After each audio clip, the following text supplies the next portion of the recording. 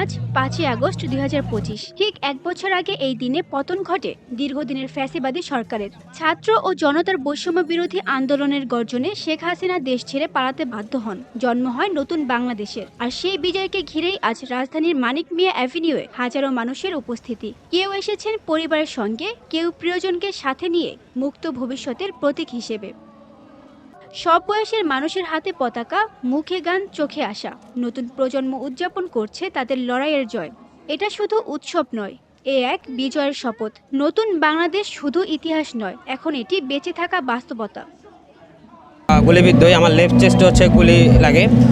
ধারণা করা যাচ্ছে যে গুলিটা হচ্ছে কি আপনার চাইনিজ রাইফেলের, যেটা হচ্ছে কি আমার খুব ক্লোজ লাগে, যেটা লেফট চেস্টে লাগে, লেফট ব্যাক দিয়ে বের হয়ে যায়।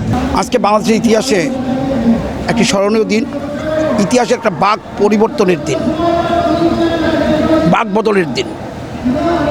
আজকে জনগণের অভ্যুত্থানে ফ্যাসিস্ট হাসিনা পালাতে বাধ্য হয়েছেন। 3 আগস্টে শেখ হাসিনা পালায় গেছিল এবং ছাত্র জনতায় বিজয় লাভ করছিল। এখানে এসেছি আমাদের বাংলাদেশে এত বড় একটা দিন, 36শে জুলাই। এই দিনে আমাদের ফ্যাসিস্ট সরকার বিদায় হয়েছে, পদত্যাগ করেছেন। এই জন্য মানে 36শে জুলাই মানে একটা আন্দোলন হয়েছিল, যার জন্য হচ্ছে উনি চলে গেছে, তাই স্বাধীন হয়েছে। নতুন করে আমরা সেটা উদযাপন করার জন্য আজকে আসছি। শামীম ওসমান মেরুদণ্ডহীন, সবসময় বলে খেলা হবে, আসো খেলা হবে। তো আমাদের সাথে সাধারণ পাবলিকের সাথে না খেলে চলে গেল কেন? হয় কি মেরুদণ্ডহীন ছেলে কাপুরুষ, হাতে চুরি পরবো না পরাবো? মেরুদণ্ডহীন মানুষের সাথে আমরা চলি না। মাঠে খেলা হবে তো পালাইলো কেন? জীবনে কোনো ইচ্ছা নাই, শুধু ইচ্ছা একটা, 2 মিনিটের জন্য শামীম ওসমানরা খেল। আসলাম আনন্দের জন্য আছি, কিসের আনন্দ? স্বাধীন দেশের কারণে আছি। আমি মূলত আছি চট্টগ্রাম থেকে।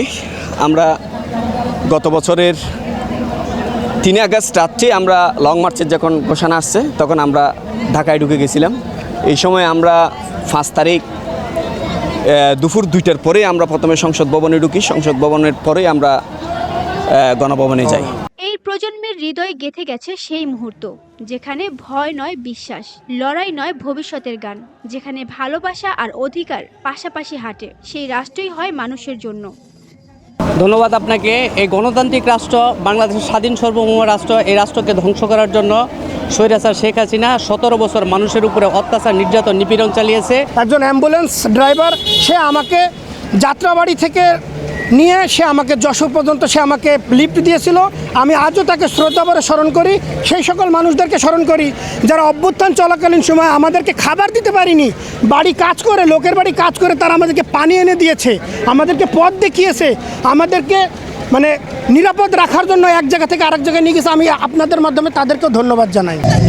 হ্যাঁ, অবশ্যই শেখ হাসিনা পালিয়েছে, কারণ ও তো যে এই দেশের মানুষের উপর যে অন্যায়ের স্টিম রোলার, ফ্যাসিস্ট, ভোটাধিকার হরণ, গণতন্ত্র হত্যাকারী এক বাংলাদেশের ইতিহাসে এই রকম ফ্যাসিস্ট সরকার আর কখনোই আসে নাই। এই প্রোগ্রামটা মূলত মানে শহীদ ভাইদের জন্য, তাদের জন্য। গত বছরের 5ই আগস্ট ঢাকায় ছিলাম, আন্দোলনে যোগ দিয়েছিলাম 2 বার। সেখানে অনেক রকম সমস্যা ফেস করেছি, তারপরও শেষে যে আমরা বিজয় লাভ করেছি, এটাই আমাদের জন্য অনেক খুশির। এবং আজকে এই 1 বছর পরে এই দিনটা ওইভাবেই উদযাপন করতেছি, আর সবাই এত সুন্দরভাবে স্বতঃস্ফূর্তভাবে এই দিনটা উদযাপন করতেছে, এটা দেখতে অনেক ভালো লাগতেছে। শেখ হাসিনা পলাতক উৎসব দেখার জন্য আমি আমার ছেলেকে নিয়ে আসছি এই উৎসবটা দেখার জন্য, যাতে এই দিনটি প্রজন্ম জানতে পারে যে শেখ হাসিনা কেউ যদি ফ্যাসিস্ট হয় তাহলে এভাবে বাংলাদেশটা পলাতক পালিয়ে যেতে হবে।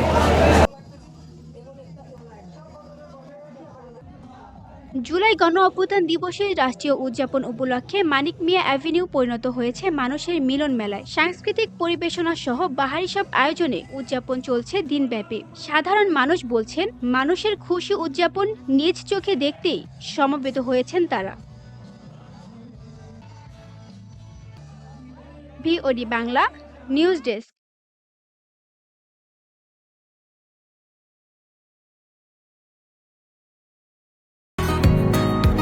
বসুন্ধরা, উত্তরা, বনশ্রী, কুড়িল ও বাড্ডা সহ রাজধানীর বিভিন্ন স্থানে অভিজাত ও অত্যাধুনিক মানের ফ্ল্যাট কেনার এক নির্ভরযোগ্য প্রতিষ্ঠান প্লেজেন্ট প্রপার্টিজ লিমিটেড।